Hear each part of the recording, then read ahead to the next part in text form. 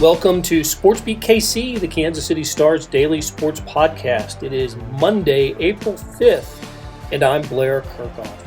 It's NCAA Championship game day, and I think I speak for many in college basketball in saying we're looking forward to seeing the nation's top two teams, Gonzaga and Baylor, square off tonight. Beat writers Jesse Newell and Kellis Robinett are looking forward to it. They join us on today's show. We talk about the game and other topics such as Bill Self's new lifetime contract, and we keep up with the news on the transfer portal, including what looks like a straight-up trade between Kansas State and Missouri. So let's get started talking college basketball with Jesse Newell and Kellis Robinett. So Bill Self signs agrees to a lifetime contract. That was the Friday morning news. I'll run down some highlights. I want to get your guys' thoughts on this. Cannot be fired for cause because of the infractions. There's a financial penalty if he's suspended. There's he delayed his retention bonus. There's no lump sum payment there. He's going to get paid monthly over the course of the next several years. And I thought this was interesting too. Bill Self will compensate Kansas for half of the legal expenses. His annual salary is $5.41 million. So I guess those are some of the highlights. I was trying to gauge the national interest and the national mood on this because it was a story. I mean, it was all over the ESPN crawl that day, and a lot of people were talking about it. It didn't generate a whole lot of buzz around here. I think people might have expected it, but nationally there seemed to be a little bit of criticism about it. So Jesse, what's your takeaway on the Bill Self lifetime contract? Was this something that you had heard was coming, or did you expect it? What was your take? So I didn't expect it, just to be honest with you, because I thought that they would get a new AD in here. And I also expected, in these deals, it's all about leverage, okay? Who has more pull, who can get more to their side? It's just like buying a house. It's like, buying a car, all those sorts of things in life. Right now, Bill Self wouldn't seem to have that much leverage because KU is in the middle of an NCAA case. And once that's decided, then Bill Self could have a lot of leverage.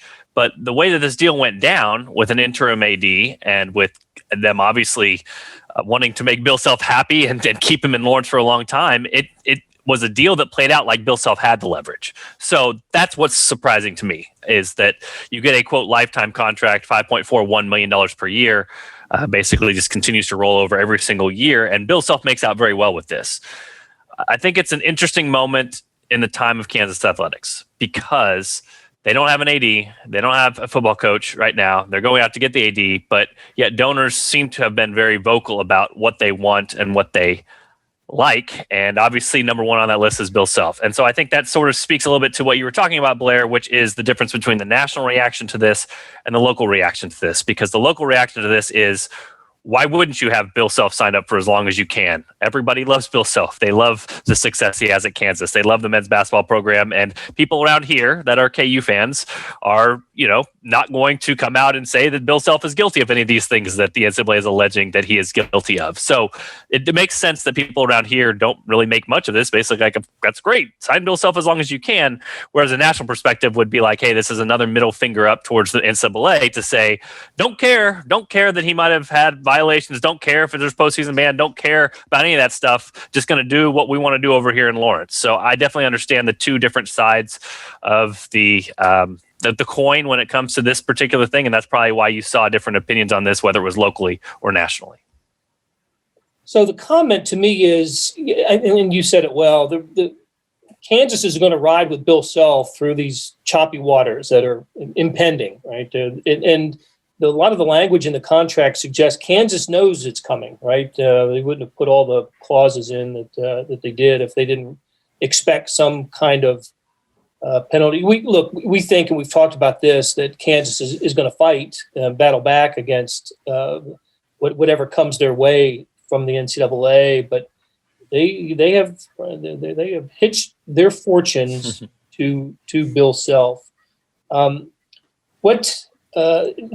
other thing I thought of, Jesse, was the first images that came out of this story were Bill sitting down with Douglas Gerard, right, the university president, and really a show of solidarity. It was actually Kurt Watson.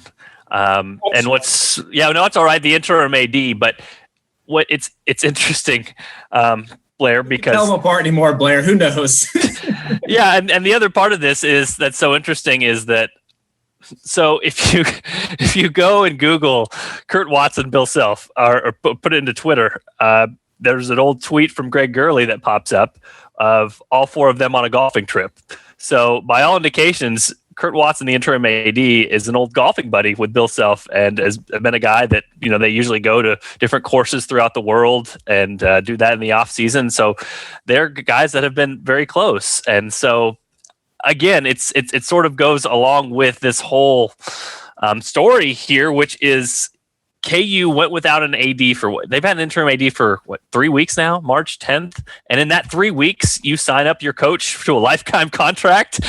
You can also see both sides with that as well, which is the new AD has a lot to deal with. There's going to be the NCAA violations, hiring a new football coach, potentially Big 12 realignment, a $30 million budget shortfall from the revenues that aren't in there. So a lot of things the AD has to sign up for.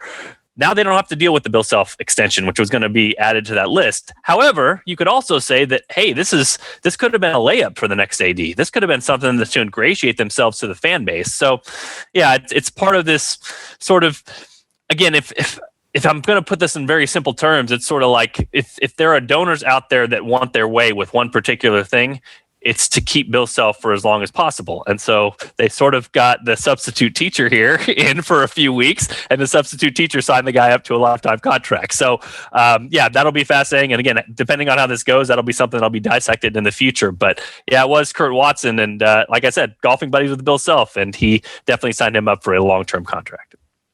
One thing I will point out, I've seen a lot of people, make a lot of headlines about the lifetime contract deal.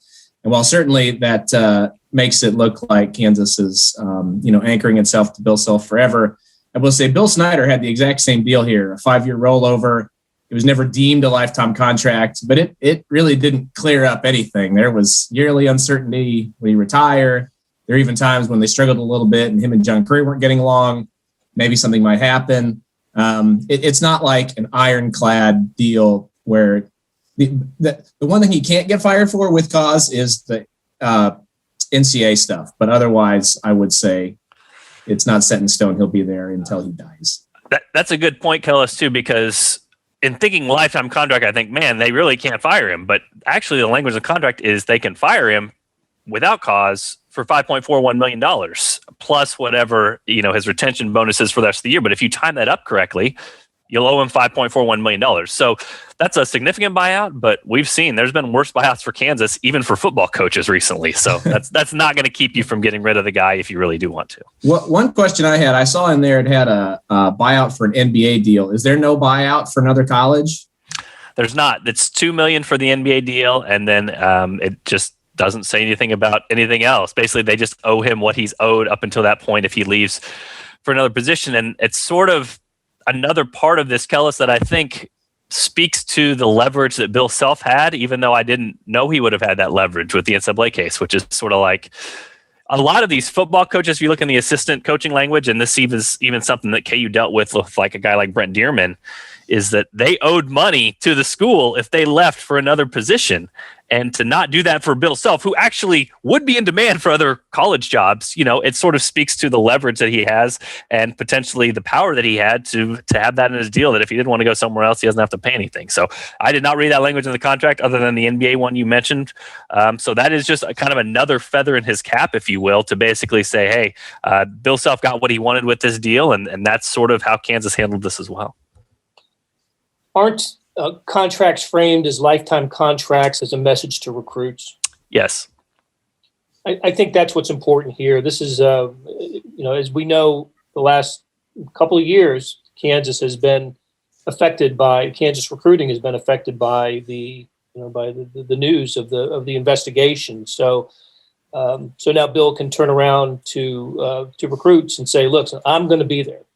You won't be playing for someone else. It's going to be me. And Bill Snyder was the same way, right, at K-State. You're not You're not going to play for another coach. You're always going to play for me. Yeah. Funny thing about that, though, about the Snyder lifetime contract, even though it was a lifetime contract with no expiration, it was still so vague to people. They gave him they ripped that up and gave him a new contract at the end too, just because recruits weren't buying it. They were like, no, your contract's done, whatever, no matter how much they said, no, it works in perpetuity. It never ends. They wouldn't believe it. So they had to give him a non-lifetime contract to sell recruiting. It's funny how those things work. Okay, let's switch topics. I want to talk about the national championship game tonight between Baylor and Gonzaga. We'll do that after a break, but first, let's sneak in a little transfer news, because that is, if your team is not in the NCAA tournament right now, your news is about the transfer portal, and no program has not been involved. Kansas State and Kansas both involved in the transfer portal. Let's start with the Wildcats. Their most recent acquisition is a really interesting guy from University of Arkansas Little Rock. I hope I'm pronouncing it right. Markquis Nowell or something like that. Is that right, Kellis? Yeah, you got it. It's just Markquis. He told me his dad was named Marcus and his mom's name starts with a Q. They decided they needed to combine it somehow with his name, so they spelled his name Markquis, Markquis. I was afraid to even say his name when I called him. I didn't know if it was Marcus, Markquis, whatever. But yeah, you nailed it. Okay, so he's a huge guy, I see. 5'7". He towers above Darren Sproles. yeah. But quite a shooter. What's the idea with him? Because he's obviously a point guard, and that's one area there where Kansas State seemed to be in pretty good shape with Nigel Pack. Yeah, but they did need somebody else there. Rudy Williams, like you mentioned, transfer portal. He was their backup point guard last year. Didn't want to stick around and back up Pack as a senior, so he left for Coastal Carolina. They needed somebody to come in and fill that role. And I think a lot of people assume they'd, find a guy to do exactly that. Not a really high ceiling, maybe a pretty good floor, just to come in and literally just back up Pack. But they went out and got an all Sun Belt player. He helped Arkansas Little Rock win a Sun Belt championship as a sophomore. And that was when he had his best season. I believe he averaged 17.3 points, six assists, really deadly from 3-point range. Can create his own shot, which is a little bit remarkable because he is only 5'7". But he brings an interesting dynamic to Kansas State they haven't had before. Not really since Marcus Foster have they had a guy who, when the shot clock was winding down, they just kind of ISO'd and let him do his thing.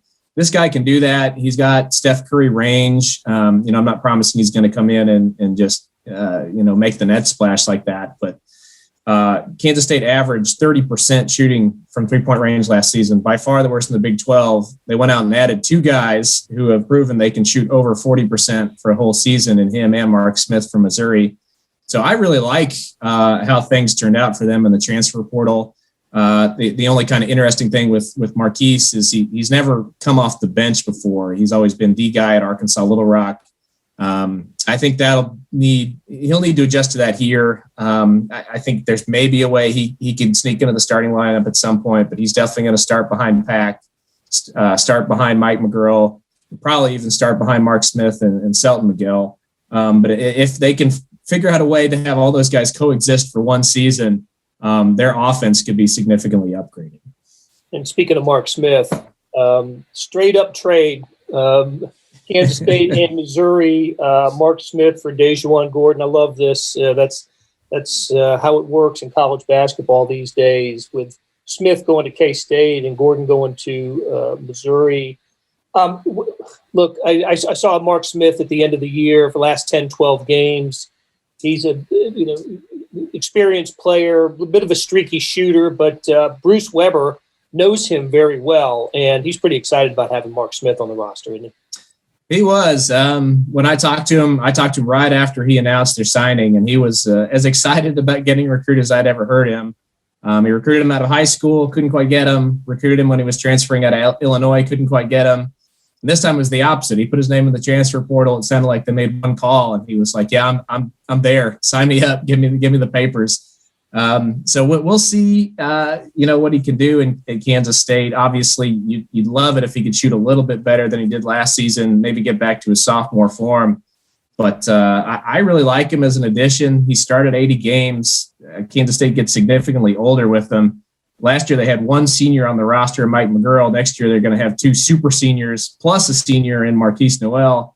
So they got worlds older right there. And plus Smith can shoot it, which is something K-State couldn't do at all last season. You obviously lose some athleticism in Dejuan Gordon, but I think it's a good add for him. What really seems interesting in this whole thing for me is I think it's actually a mutually beneficial trade, if we can call it that. Missouri gets a guy who can create off the dribble, can get to the basket, led Kansas State in rebounds last season. I think both these guys, and they're both really good locker room presences. Nobody complained about Dejuan. He played hurt all last year, was a big reason they closed the season out strong. So I think there's a very distinct possibility that both these guys with a fresh start could play a little bit better and end up helping both teams. The latest Kansas news involves an offer. Christian Bishop at Creighton has been offered by KU. He's a Lee Summit West kid, and Gary Bedore has the latest news on him. Maybe by the time this podcast posts, there'll be more definitive news on Christian Bishop. But that would be an interesting get for Kansas, Jesse, wouldn't it? Somebody that maybe fills a need for the Jayhawks.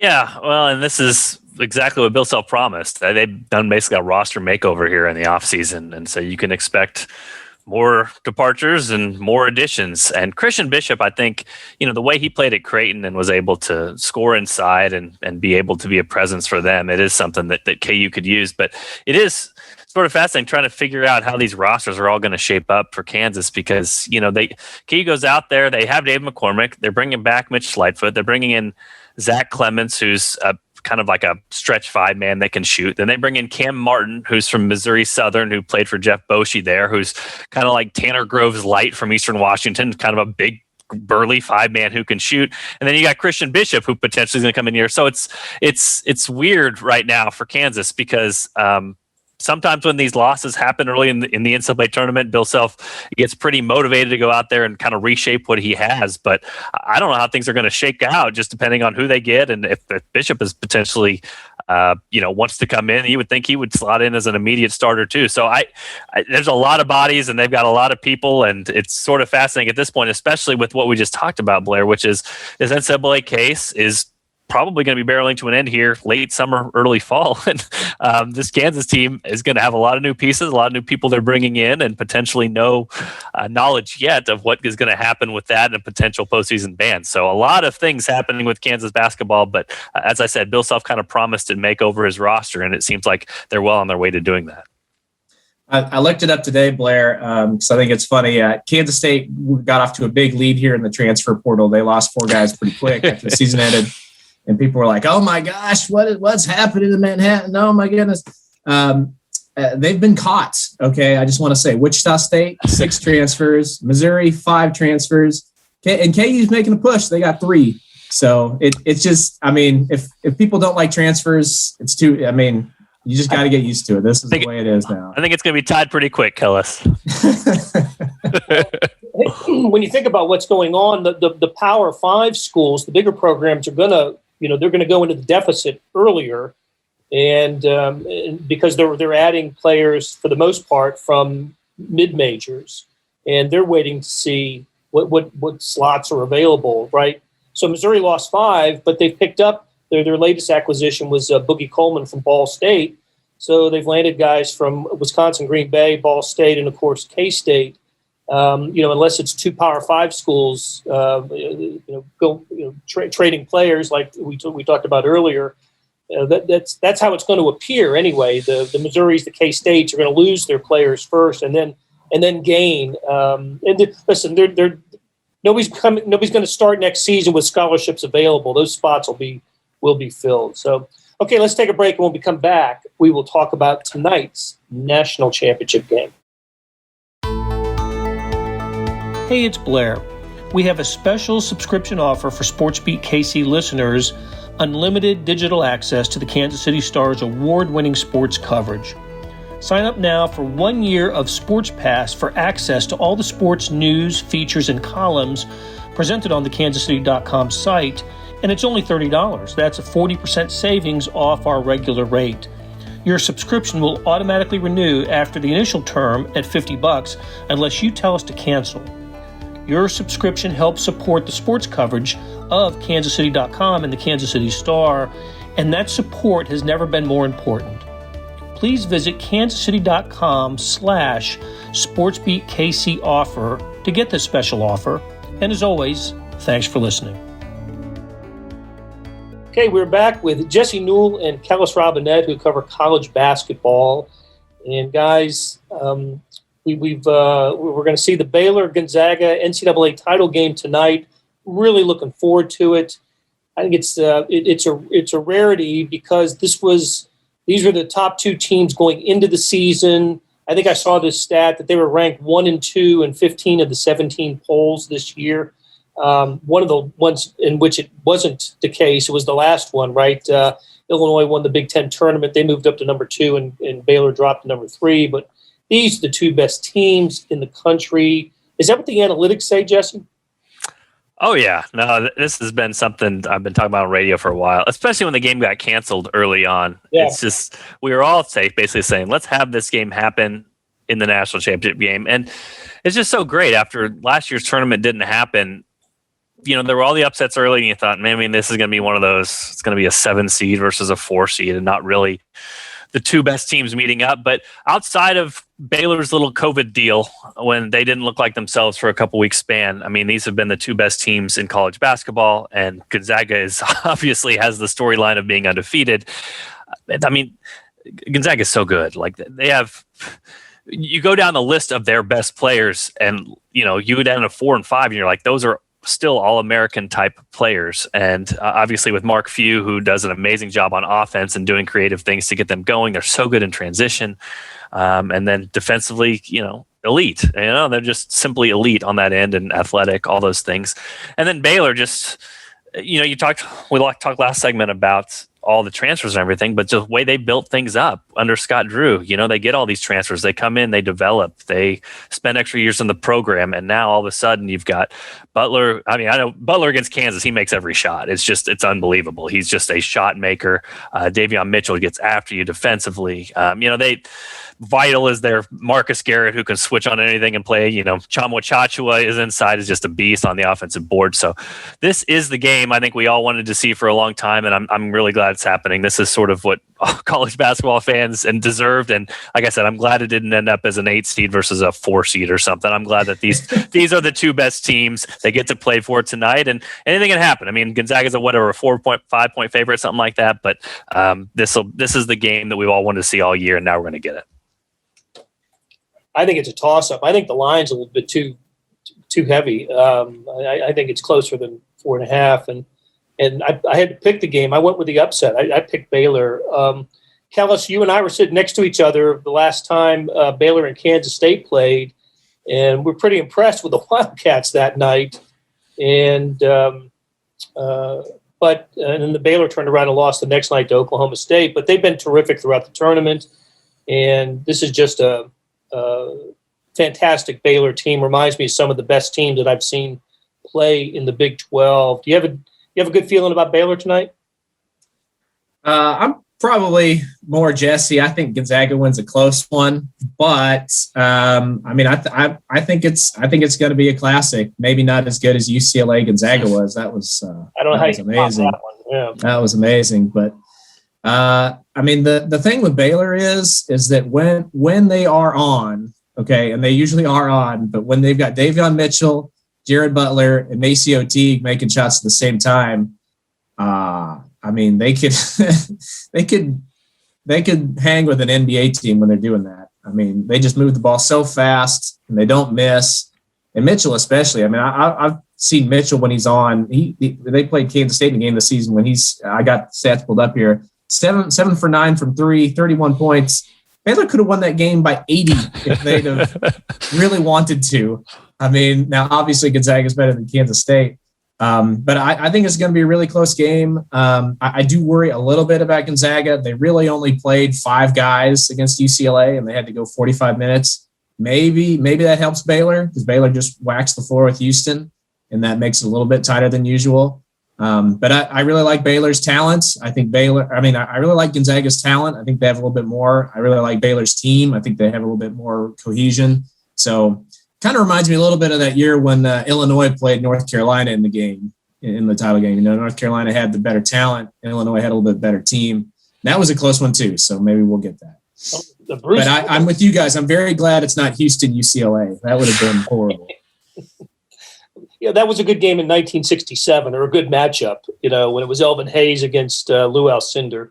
I think the backcourt's kind of even. I think they're even, and they cancel each other out. So to me, it comes down to whether Timmy can have success against Vital and Baylor inside, or can Baylor's defense, control Timmy. How about at the beginning of overtime in that UCLA game? Timmy was fantastic. Scored the first 6 points and was just so good around the basket. So I'm really looking forward to it. It should be great. There's so much talent on the floor. When it comes to future NBA talent, I'm a terrible judge of that, but I think we're going to see, 3, 4, 5 NBA players on the floor tonight. That'll be fun. So, okay, guys, great conversation. I really appreciate it, and we will catch up again soon. That'll do it for today. Thanks to our SportsBeat KC production staff of Derek Donovan, Beth Welsh, Monty Davis, Jeff Rosen, Chris Fickett, and Savannah Smith. A tip of the cap to Kellis, Robinett, and Jesse Newell for stopping by and talking college basketball. Links to their stories can be found in the show notes and on kansascity.com. Hey, we have another deal for you. You can subscribe to Sports Pass for 99 cents a month. That's right, 99 pennies a month. Sports Pass, of course, is the Kansas City Star sports page online. You get all the stories that are included in the Star's print product, but much, much more that appear only on the Star's website. So like I said, 99 cents a month. After 3 months, it auto-renews at $5.99 a month unless you cancel. And what a time to subscribe. The Royals are off to a good start, right? 2-1 after their first series. The NCAA championship game is tonight between Baylor and Gonzaga. And of course, it is never not Chiefs season. So how do you get it? You go to kansascity.com/sportspass2020. That's kansascity.com/sportspass2020. You want more than just sports coverage? Check out the entire Kansas City Star product. Sports, news, features, commentary, and analysis, the whole thing. You get all the stories written by my talented colleagues, plus additional national news, sports, and business coverage with the e-edition. The details for all of these deals can be found at account.kansascity.com/subscribe. And if you're having trouble hunting down any of those offers, send me an email, bkerkhoff@kcstar.com, and we will get you to the right place. So whether it's the Sports Pass or the full subscription, you're getting and supporting the best sports and news coverage in Kansas City and helping us produce programs like SportsBeat KC. Thanks for listening, and we will be back on Tuesday with another episode.